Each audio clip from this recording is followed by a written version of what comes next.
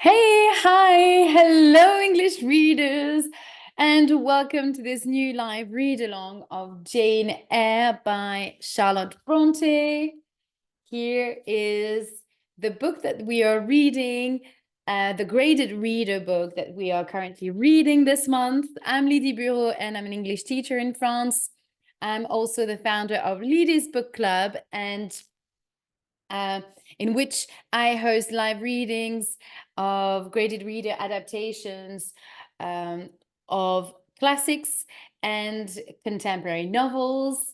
I tend to prioritize books that are written by women, and once a week I meet the members of my book club on Zoom to discuss the chapters read over the week. And this month, and we also talk about books and literature in general. But this month, I'm doing something new. In addition to the 12 live readings that I'm going to host this month, I've already hosted 3 live readings, and today is going to be the 4th one. I have prepared, I will host as well 3 live workshops on Saturdays, and those ones will be held on Zoom. So you have to become a member of the book club to be able to attend those live workshops. And in these live workshops, we will discuss the book Jane Eyre, and the first session will be chapter 1 to chapter 5. So the chapters that we're going to read this week. And it's on Saturday at 9 a.m. So you have all the different dates of the next sessions, workshop sessions, below this video. So make sure that you subscribe to be able to attend those lives. And if you're not able to attend live, or you're not able to become a member, if you become a member of the book club, then those workshops will be free. However, if you're not able to become a member, then you'll be able to purchase them once the session will be done. So towards the 10th of June, I will send an email to let you know when you will be able to purchase the workshop on my website. So make sure that you subscribe to the newsletter or follow me on Instagram, so you'll get all the information as soon as the workshops are available. Well, this one and the future ones. So I guess you can subscribe to the newsletter. With the newsletter, you will get directly, you'll be directed to the link, and you will also be informed of all event or private events or content once you subscribe to the newsletter. So if you're not sure about becoming a member, then best is to subscribe to the newsletter, and you'll get all the information that you need. And you can also email me if you have any questions. Okay, and today we are going to read chapter 4 of this adaptation. And if you want to know more about Charlotte Brontë and this novel, then I invite you to listen to my podcast episode. Sorry, it's the podcast number 20, so episode 20, an introduction to Charlotte Brontë and Jane Eyre. And this way you will get an overview of the novel, and an overview, sorry, of the writer and her life and the context of the book. as well. And yes, you also get some overall information about the book and the story. If you've never read it, or you've heard of it but never really got into reading it, or maybe you know it, you know about Charlotte Brontë, but you know her name but don't know much about her life, then this podcast might be useful to you. I hope so, anyway. So make sure if you watch the podcast on YouTube, or if you listen to it on Spotify, because they are both available on these two platforms, as well as this live reading. So all my videos and contents, live readings, all the live readings and the podcasts are available on YouTube and Spotify. So you can choose whatever platform you'd like to listen to the content. So that being said, now let's get a quick recap of chapter 3. So we've been reading the first 3 chapters so far, and I'm just going to do a quick recap of chapter 3. So Jane Eyre is this young woman living in Yorkshire, England, in the 19th century, and she is writing her journal. And this is a young woman aged about 30 years old who is writing, and she's recollecting her memories of herself when she was the memory of her when she was a child and becoming a young woman as well. So we started the story with the time where she stayed at her aunt, because she's an orphan. Her parents died. And you can see here an illustration of her aunt and her cousins who were not really nice with her. So she had a very difficult time at Mrs. Reed's house, so her aunt's house. And then she was removed by Mrs. Reed she was took away in a boarding school, a girls' boarding school, and never came back to, and she could not come back. She wasn't allowed to come back to Gateshead Hall. This is the place where Mrs. Reed and her aunt and her cousin lived. Hi guys, thank you for joining. She is sent to Lowood, which is a boarding school. And there, again, the living conditions are very hard. The girls are cold, they are hungry, and on top of it, the typhus got spread into the school because of the poor hygiene and the unclean water as well. So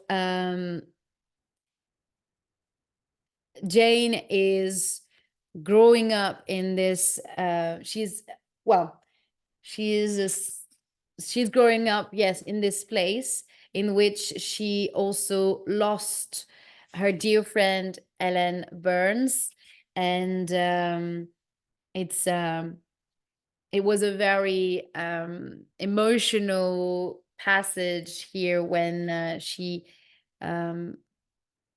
lie down on the bed with her in her last hours when Ellen was still alive. So she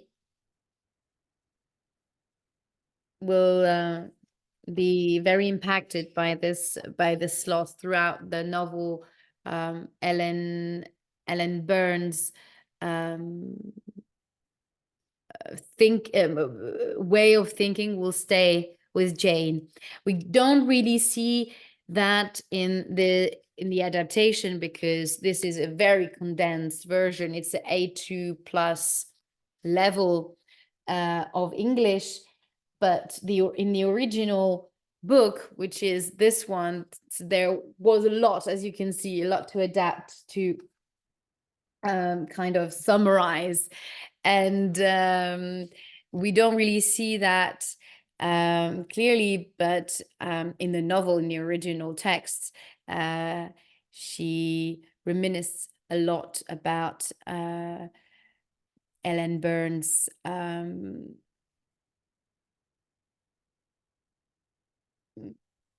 last conversations that she had with her. And yeah, she's deeply affected by this loss. And chapter 3, so the one that we read yesterday, actually yesterday we read 2 chapters, but let's not get into this. So we finished with the chapter 3, and in this chapter, Jane started working at Thornfield Hall, the house of Mr. Rochester, and she hasn't met him yet, but she has she got the job as she wanted to get out of Lowood. She spent 8 years in this boarding school, and at some point she wanted more, and she then advertised. She advertised her. She advertised in a newspaper to get a job and as a governess, and she got a reply from Mrs. Fairfax, who is, let's say, the housekeeper of, even though it's not really stated, but she's sort of the housekeeper of Thornfield Hall. And there is a little misunderstanding at the beginning of the chapter, because Jane thinks that Mrs. Fairfax is the owner of Thornfield Hall, and straight away Mrs. Fairfax correct her and tells her that she's only the housekeeper, and that the little girl that she will have to teach is Mr. Rochester's ward, WARD. It's a girl that he doesn't consider as his, but he is the guardian of this little girl. So the girl is at Thornfield Hall. She just moved in a couple, I don't know, months ago, and she speaks only French, very little English. So there were a couple of sentences in French in the adaptation, and there are a couple of sentences in French as well in the original text, which shows that Charlotte Brontë knew French, which is so lovely to read in novel. She also wrote this novel called The Professor, and in this novel there's a lot of French sentences, and it's very nice to see that, because Charlotte Brontë worked in Brussels, in Belgium, for as a governess and as a teacher as well, and it's so lovely to see that she reused many words and knowledge that she knew in French in and how she managed to insert this vocabulary, all the vocabulary, everything that she knew in French in her novel. Yeah, it's very sweet to see that. And that's something I discovered as well as reading when I read this book. Didn't know about it, and it was yeah, nice to see that. That already in the 19th century, how the influence of languages, how being someone that is able to speak two languages will be able to use it in another way than just teaching, but including it in a literary work. So yeah, that was very nice to see that. So yeah, so Jane arrives at Thornfield Hall, and Mrs. Fairfax is very nice to her. They get on very well, but towards the end of the chapter, we hear a noise coming from the attic. So the dusty room at the top of the house, usually, where we store all the boxes. The attic, there is a noise coming from them, a laugh, a very strange laugh, and that really make Jane a little bit anxious, or she's kind of suspicious about this noise in this house, in this part of the house. Okay, so it started and it stops there when Jane is wondering who is laughing like that, and Mrs. Fairfax is telling her that it is Grace Poole who often laugh and speak loud in this room, in the third floor. Okay, so let's read chapter 4 now. Mr. Rochester comes home. Hi guys, thank you for joining. Okay, so I'm starting the reading of chapter 4. I was just doing a quick recap of the first chapters that we read. So chapter 1, 2, and 3. Okay, let's go. 3 months passed. At first, Adele was a little naughty, but she soon became polite and easy to teach. So Adele is the name of the little girl she's looking after. So she has a French name. She was born in France.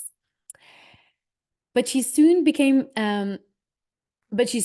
polite and easy to teach. She learned quite well and seemed to like me.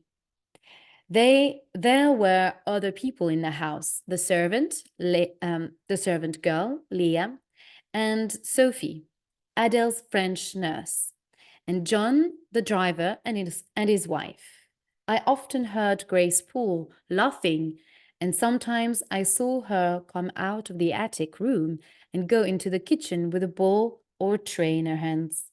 Once or twice I tried to talk to her, but she usually replied with just a word or a short sentence.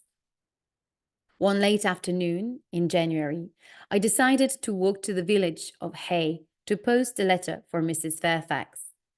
It was a nice, sunny day, but it was very cold.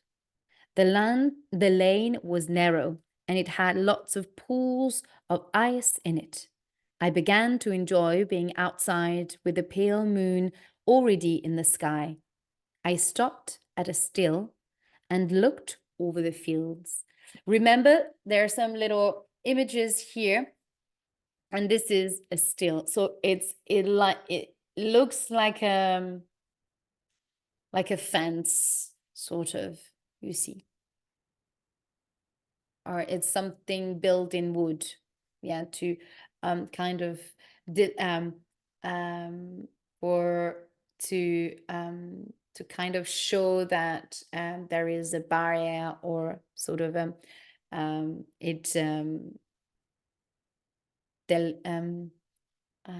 to say, it shows the property limits. Yeah. Okay. So yeah, I stopped at a still and looked over the fields. Suddenly, a huge black and white dog appeared in front of me. I was followed by a large black horse with a man on its back. He rode on a few meters, and then there was the sound of the horse's feet on ice. I heard the man shout before both he and the horse fell on the road. I immediately moved forward and helped the man to his feet. "Are you hurt, sir?" I asked. He tried to walk, but then he cried out. A few meters away, the horse slowly climbed back onto its feet. "Can I do something?" I asked. "Can I do anything?" I asked. "You must stand on one side of me," the man said, and he put his arm around my shoulders. I helped him walk slowly to the still where he sat down. "It is only my foot. It will be fine," he said. Then he shouted, "Pilot, come here." The huge dog came and sat by his side. There was still enough light to see the man's face. He had dark, angry eyes and thick black hair. He was tall, and he was about 35 years old. Strangely, I felt comfortable with him. Maybe it was because he was not handsome in the normal way. He continued to look angry and did not smile when I spoke to him. "Sir, it is very late, so I cannot think of leaving you in this quiet lane. I must help you get back on your horse," I said. He looked at me for the first time. "I think that you should be at home yourself," he said. "Where do you come from?" "From Thornfield Hall, sir," I replied. "You mean that big stone house just below?" he said. "Whose house is it?" "Mr. Rochester's. Do you know Mr. Rochester?" he asked. "No," I replied. "I've never seen him. I am the governess. I'm going to Hay to post a letter." "Ah, the governess. He said. "I forgot." Then he stood up and put a hand on my shoulder. "Please help me." Slowly, I helped him walk to his horse, and then I helped him climb back onto it. "Thank you," he said. "Now go and post your letter." Then he quickly rode down the road with his dog behind him. Okay, so here you've got a lovely illustration of Jane and Mr. Rochester, Mr. Rochester and Mr. Rochester's horse and the dog, Pilot. And you can see that his hand is on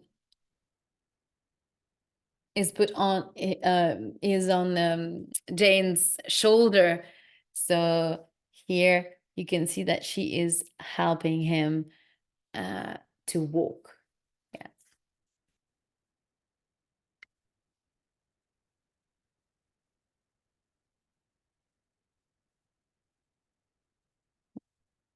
And obviously she doesn't know it's Mr. Rochester, but he knows that she is then the new governess, and he doesn't say anything. You see, he's questioning her, but doesn't introduce himself. So you see how Charlotte Brontë tried to keep the mystery still. They meet, but they don't know each other and they don't know who. Especially Jane doesn't know that it is her, sorry, it's late today, that he is her employer. Yeah, and is keeping it a secret and is hiding it. He's keeping it as a secret still. Doesn't want to, yeah, reveal much about himself already. And I think in a way he's trying to test her and to check how she's going to react, what she's going to say about his house when he's asking about, who's the where do you live and who's this house is. So he's being suspicious about her, or he's testing her in a way. When I arrived back at Thornfield, it was dark and I was very cold. I went quickly to Mrs. Fairfax's room where there was a fire. Mrs. Fairfax was not there, but lying alone in front of the fire. But lying alone in front of the fire was a huge black and white dog. Pilot? I said. Immediately the dog climbed to its feet and came to put its head under my arm, under my hand. At that moment, Leah, the servant, entered. Whose dog is this? I asked.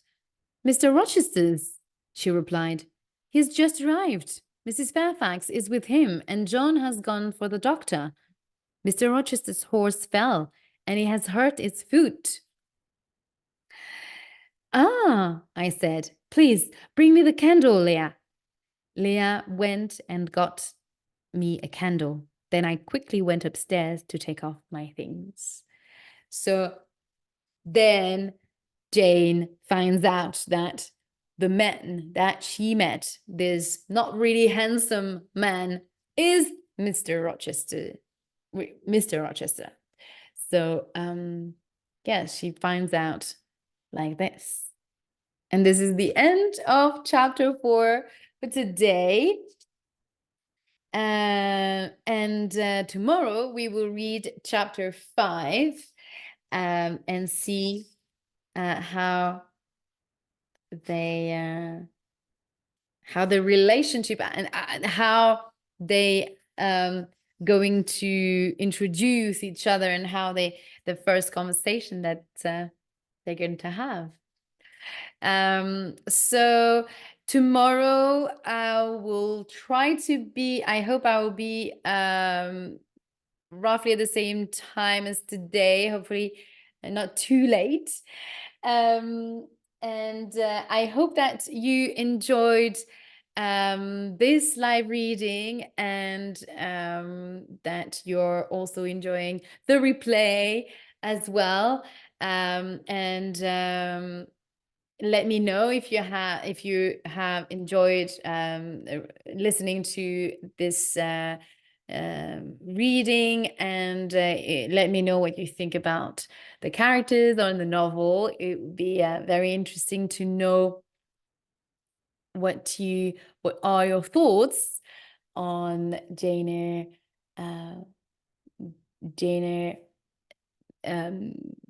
the Jane Eyre's life, early life, let's say. And I will see you tomorrow. And remember, we've got our first session, this first session of the live workshop this Saturday. If you have any questions, then don't hesitate to drop me an email or message me on Instagram in private message. And in the meantime, I wish you a beautiful end of the day. And that's it for me. Bye.